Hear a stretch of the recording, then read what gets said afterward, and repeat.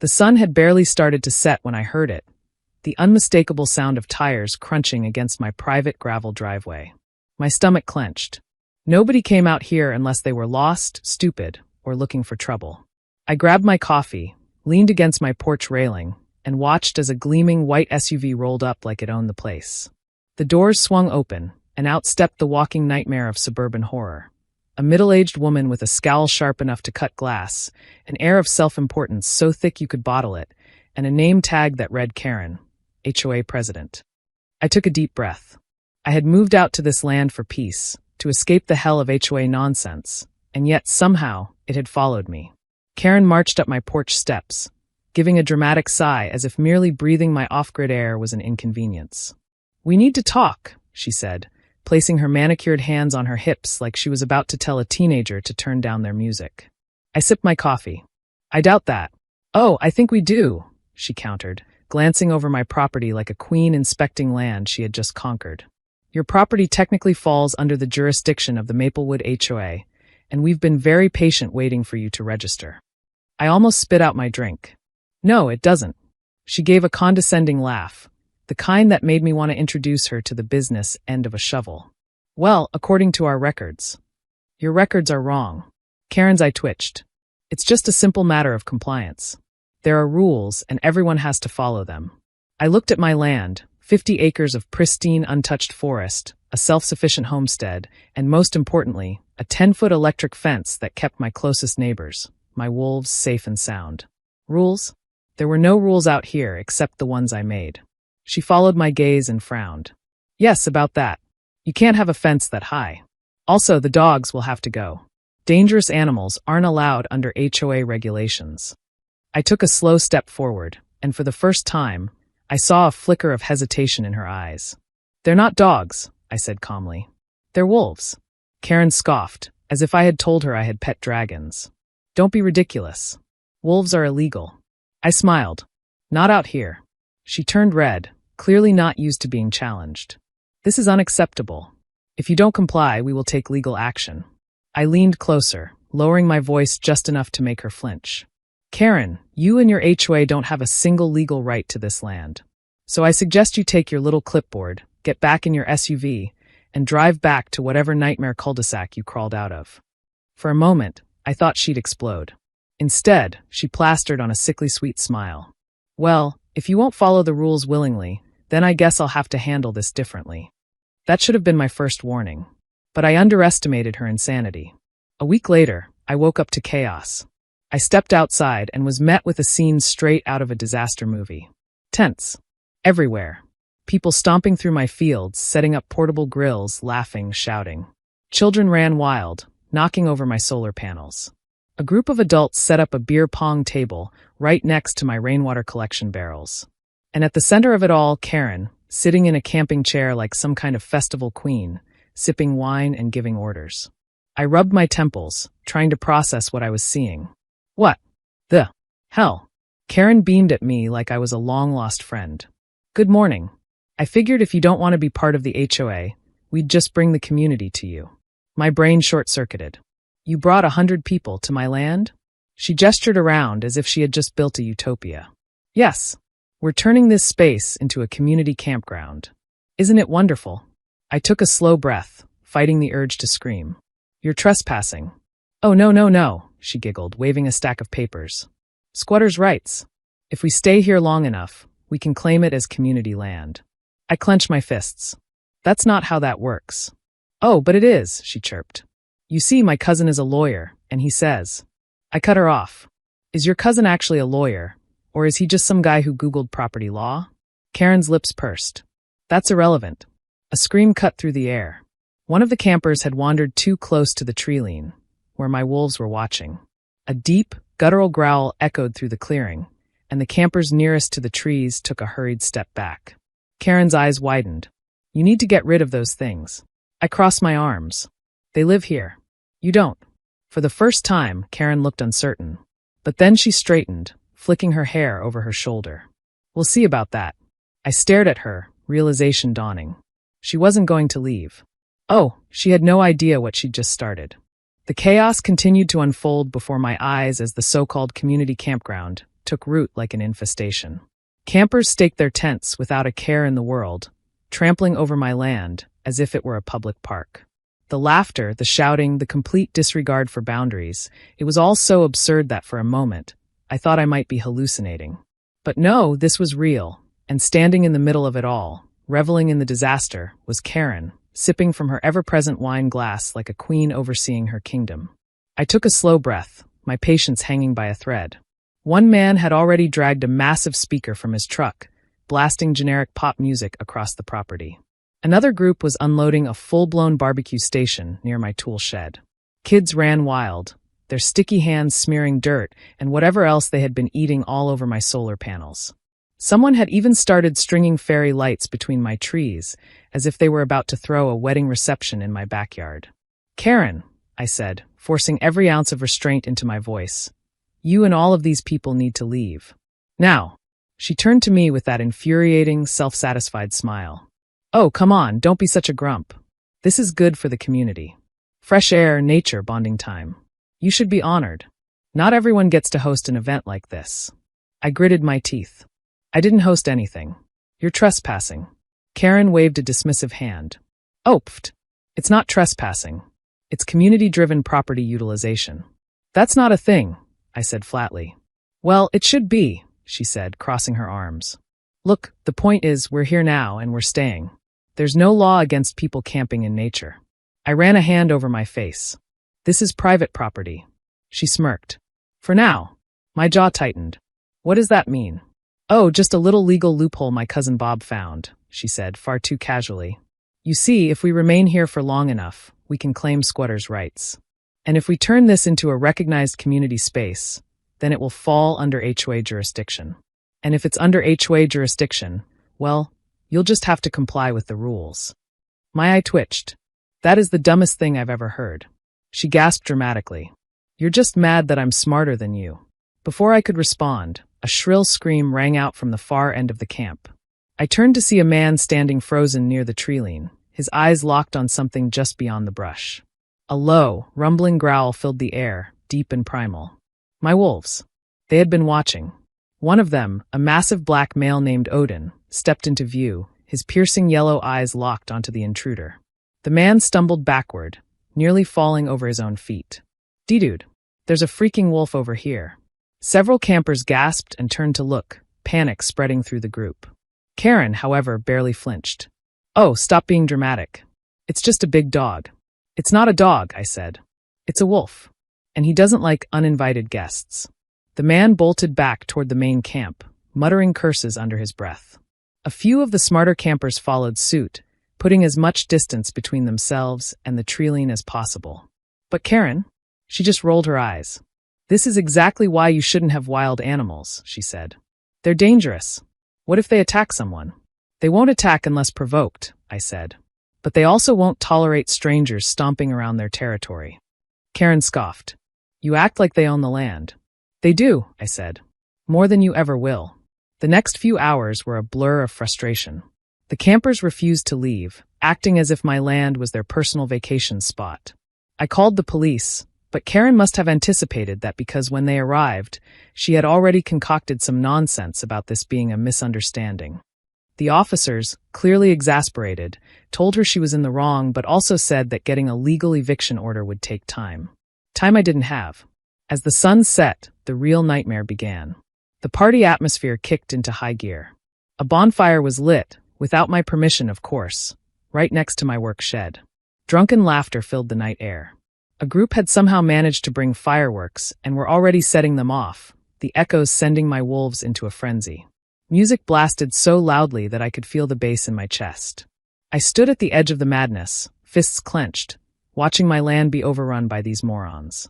Karen, naturally, was loving every second of it, chatting away like the hostess of the most exclusive event of the season. And then, at the worst possible moment, the power flickered. Then it died completely. The floodlights that lined my property shut off, plunging everything into near darkness. The campers froze for a moment, then murmurs of confusion spread through the crowd. The music cut out. The bonfire cast eerie shadows across the field. And then, from the darkness, the first howl rang out. It was long and low, echoing through the trees, sending a ripple of unease through the crowd. A second howl followed. Then a third. Karen's face paled. What was that? I smirked. Oh, you're about to find out. A guttural growl rumbled through the night, closer this time. The campers, now properly spooked, huddled together. The sound of rustling leaves and snapping twigs filled the air as shadowy figures moved just beyond the firelight. One of the campers, a guy in a neon tank top, let out a nervous laugh. A dude? Are those like coyotes or something? Nope, I said. Coyotes wouldn't be this quiet. A pair of glowing eyes appeared in the darkness. Then another. And another. Panic finally set in. People began scrambling for their tents, tripping over each other in the process. Someone dropped their beer, another screamed. One woman was clutching her boyfriend's arm so tightly that he winced. Karen, for the first time, looked uncertain. You need to do something about them. I crossed my arms. I did. I trained them to protect my property. This is insane, she shrieked. They're going to kill us. I sighed dramatically. Well, if only someone hadn't set up an illegal campground in their territory. More growls. More movement. The wolves were closing in, keeping their distance for now, but making it clear that this was no longer just a backyard gathering. This was a standoff. And my wolves? They weren't the ones who were going to back down. The scream started as soon as the first wolf stepped into the firelight. A massive gray beast with thick fur and piercing golden eyes, he moved like a shadow, his body tense and ready. Another wolf followed, smaller but just as imposing, her ears flicking at the panicked cries of the campers. The rest of the pack remained in the darkness, but their presence was undeniable. They circled, unseen but felt, their growls vibrating in the air like a low drum roll. Karen clutched her wine glass so hard I thought it might shatter. This is illegal. You can't just sick wild animals on people. Her voice was shrill, wobbling with barely contained panic. I shrugged, watching as the wolves moved, herding the campers back toward their tents with nothing but controlled dominance. I'm not sicking them on anyone, I said calmly. They live here. You're the ones trespassing. A man in a Hawaiian shirt stumbled backward, nearly tripping over his own feet. Dude, are they gonna attack? His eyes darted wildly between me and the nearest wolf, who had now lowered his body in an almost playful crouch, though there was nothing playful about the way he bared his teeth. That depends, I said, tilting my head. Are you planning on leaving? The answer should have been obvious, but Karen wasn't ready to admit defeat. She took a deep breath, squared her shoulders, and then, to my complete disbelief, pulled out her phone. I'm calling animal control, she announced, her thumb furiously tapping at the screen. I almost laughed. Good luck with that, I said. They don't remove legally owned animals from private property. These are dangerous predators, she screeched. What kind of psycho keeps wolves as pets? They're not pets, I corrected. They're family. The Hawaiian shirt guy made a strangled noise in his throat and grabbed his cooler, as if he was finally realizing this was not a vacation spot. A few other campers were already creeping toward their cars, whispering anxiously to each other. The tension in the air was thick, the reality of the situation settling into their beer-soaked brains.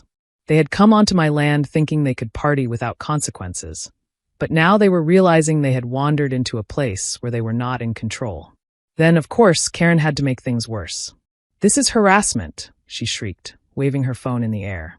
I'll have the police out here so fast, you won't know what hit you.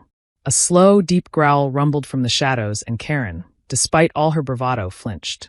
I knew that sound. It was Odin, the pack leader, and he did not appreciate threats. His golden eyes gleamed from the darkness, his hulking figure barely visible beyond the flickering firelight. He stepped forward just enough to be seen, his ears flat against his skull, his posture screaming warning. Karen's confidence cracked. She swallowed hard, her eyes darting from me to the wolves. This is just intimidation, she stammered, but she was already backing up. It's reality, I said simply.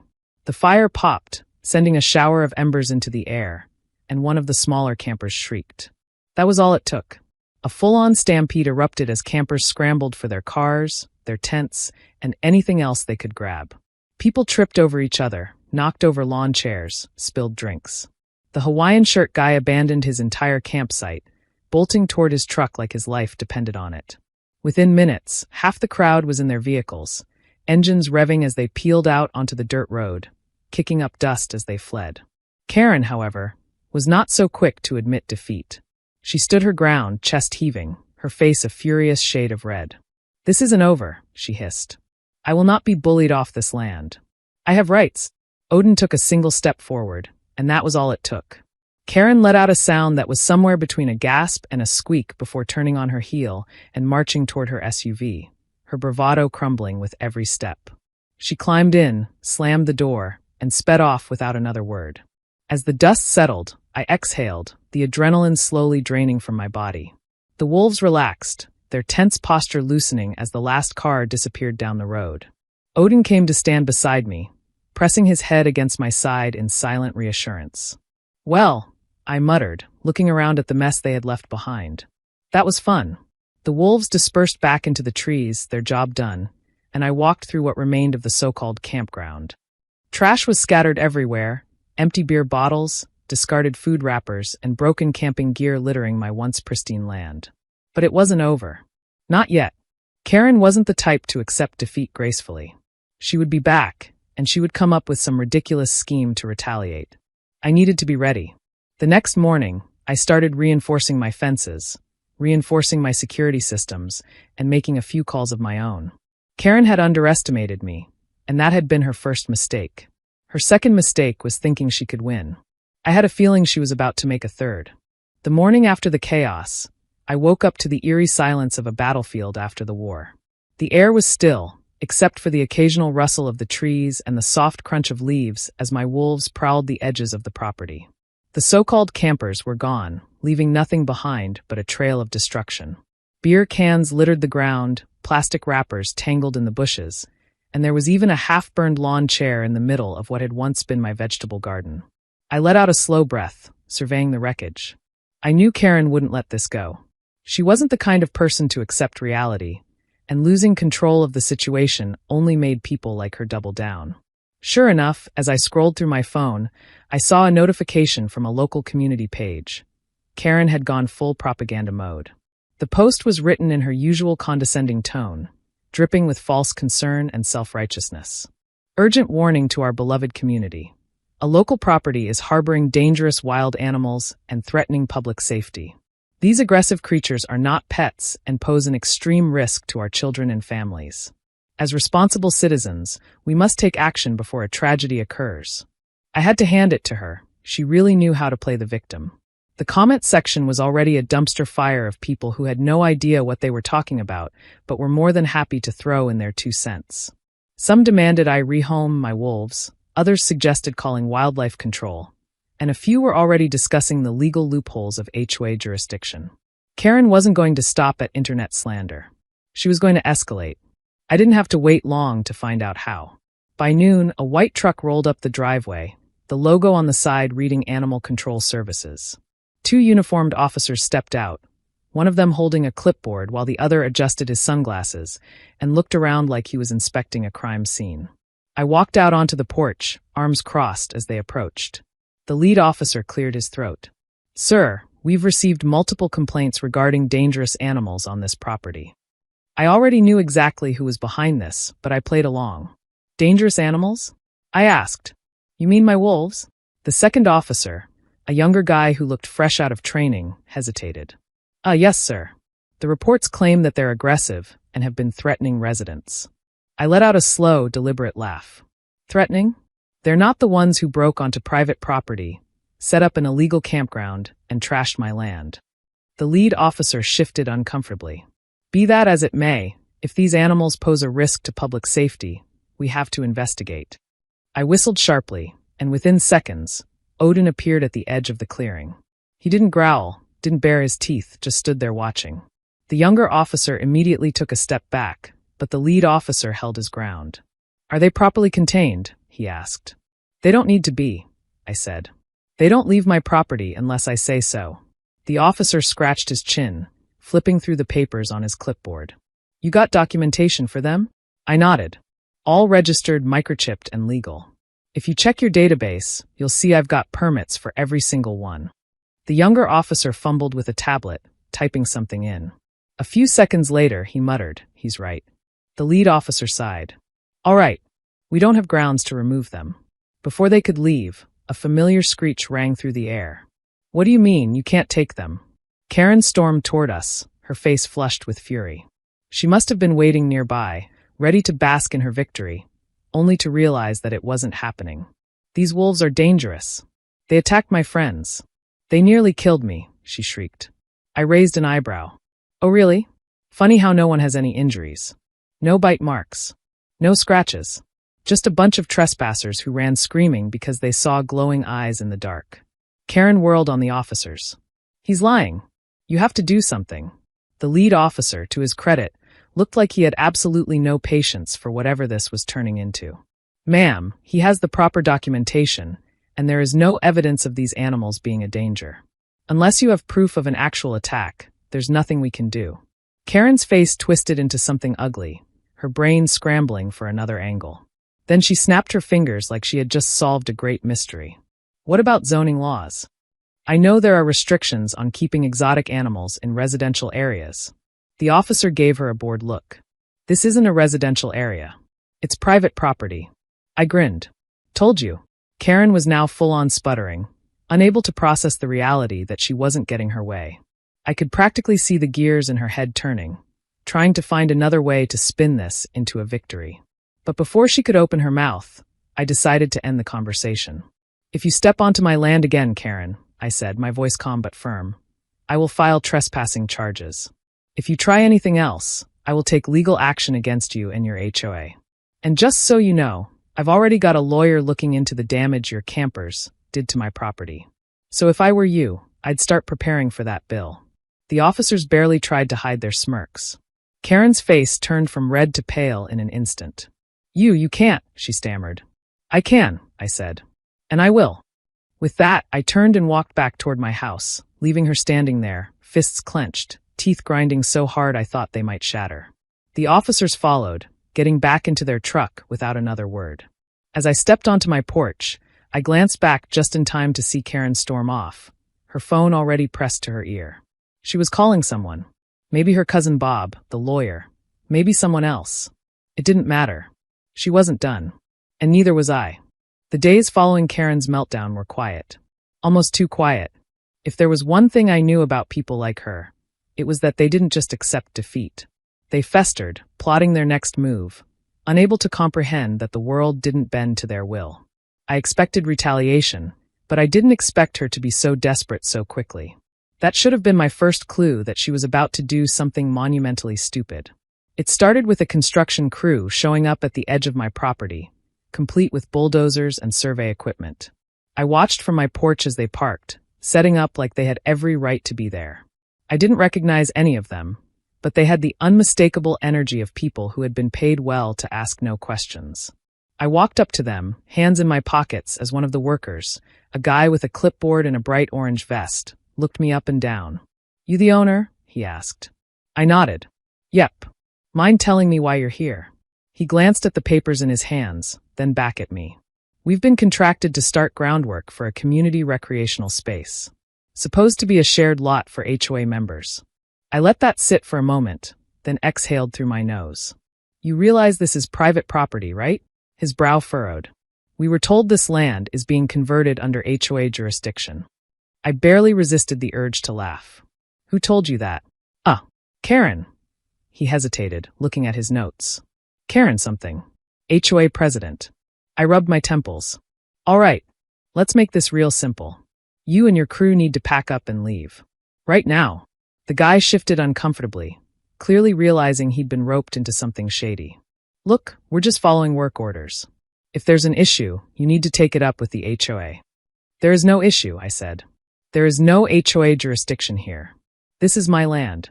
If you start digging, you'll be trespassing, and I will have you arrested.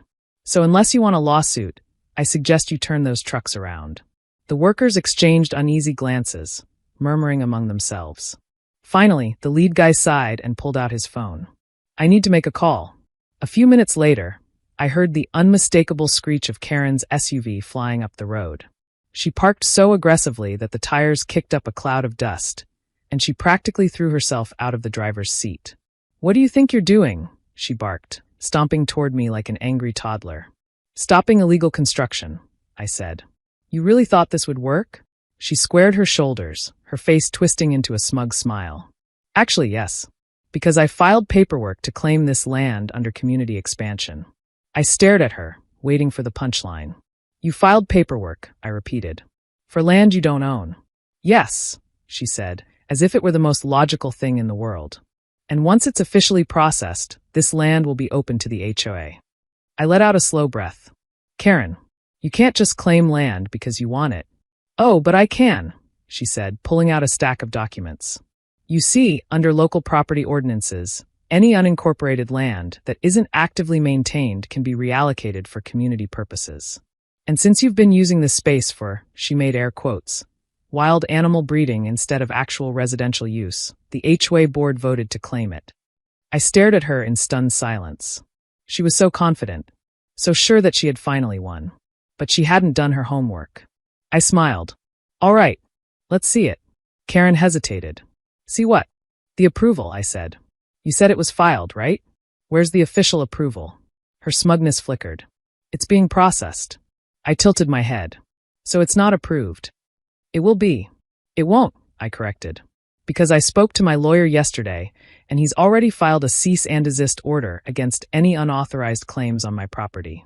Not only that, but I also have an active restraining order against unauthorized entry onto my land. Which, by the way, includes you. Karen's face turned red. That's ridiculous. You can't just block a community initiative. I can and I did, I said. And since you decided to bring a construction crew onto private property, you've now escalated this into criminal trespassing and attempted illegal seizure of land. The workers were already packing up. They weren't stupid. They saw the writing on the wall. Karen, however, was too deep in her own delusions to back down. I will sue you, she snapped. I will take this all the way to the highest court if I have to. Go ahead, I said. But while you're at it, you might want to figure out how you're going to pay for all the damage your little camping stunt caused. Karen blinked. What? Oh, did you think I forgot? I said. The destroyed solar panels? The ruined garden? The fence they tried to tear down? I've got estimates from contractors, and the total damages add up to about $50,000. Karen's mouth opened and closed like a fish. That's not my responsibility. It is, I said, because you organized the event. You encouraged the trespassing, which means you're financially liable. She took a step back, shaking her head. No, this isn't happening. It is, I said. And since you love legal loopholes so much, here's another one for you. If you can't pay, I can take legal action to seize your assets, including your house. The color drained from her face. It was poetic, really. Karen had tried to steal my land, and in the process, she had put herself in the exact position she had hoped to put me in. She had pushed so hard, so blindly, without ever considering that she was the one playing with fire. I watched the realization settle in. The way her entire world crumbled in real time. The construction crew was gone. The HOA, already hit with fines from my initial legal action, wouldn't back her up. She was alone. Without another word, she turned and stormed back to her SUV, slamming the door so hard the whole vehicle rocked. She tore out of the driveway, her tires skidding as she fled. That was the last time I ever saw her. A few weeks later, I heard through the grapevine that Karen had sold her house and moved out of state. Apparently, she had racked up so much debt from failed lawsuits and legal fines that she had no choice but to cut her losses. As for the HOA, they never bothered me again. The legal fees I hit them with put them in such a hole that their power diminished significantly. Without Karen leading the charge, they were just another dysfunctional neighborhood group with no real influence. The land remained mine. The wolves remained free. And peace finally returned to my home.